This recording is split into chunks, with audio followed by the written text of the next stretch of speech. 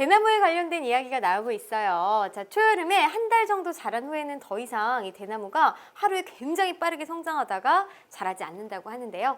자, 다음은 유나와 태호가 5월 1일 정오라는 건 낮 12시를 말하죠. 이때 각각 대나무의 길이를 재고 5월 5일 정오. 자, 같은 시간입니다. 낮 12시. 이때 각각 같은 대나무의 길이를 잰 기록이래요. 둘 중 누가 관찰한 대나무가 하루 동안 몇 센티미터 더 많이 자랐습니까? 단, 대나무는 각각 일정한 빠르기로 자라고요. 자, 그리고 뭐 죽순에 대해서도 이렇게 살짝 나와 있는데 우리 이렇게 필요한 이제 표를 좀 보면은 5월 1일 날 유나는 0.25m, 그 다음에 5월 5일 날은 3.314m, 꽤 많이 자란 것 같아요. 그죠? 그러면 시간은 며칠이나 흘렀을까요, 여러분들? 자, 5월 1일에서 5월 5일이니까 5일이야 이렇게 생각하면 안 되죠. 바로 5월 1일에서 2일이 되는 정오, 그 다음에 3일이 되는 정오, 4일이 되는 정오, 5일이 되는 정오, 딱 4일이 지났습니다. 그래서 지나간 시간이 4일 동안 시간이 흘렀구나라는 거 중요해요. 그죠?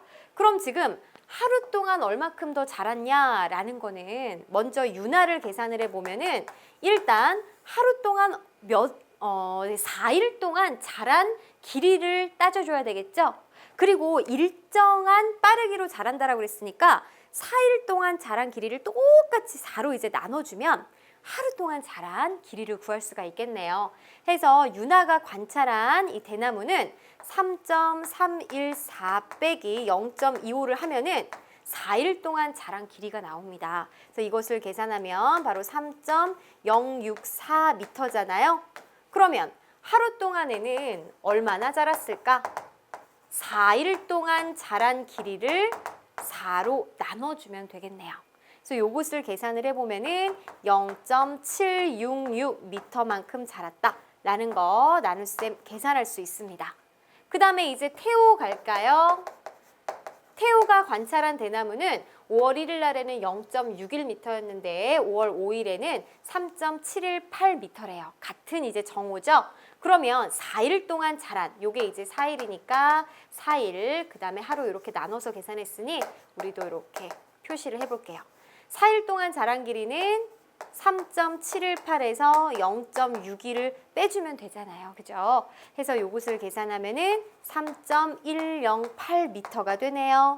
그러면 하루 동안 자란 길이는요.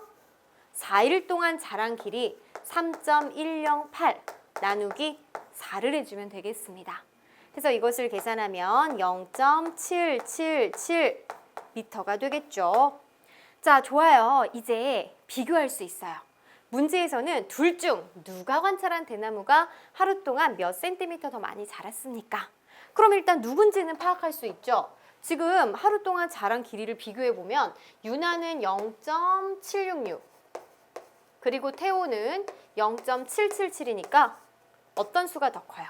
0.777이 더 큽니다. 그래서 태호가 관찰한 나무가 더 많이 자랐다는 거 알 수 있고 얼마큼 더 많이 자랐냐? 그냥 빼주면 될까요?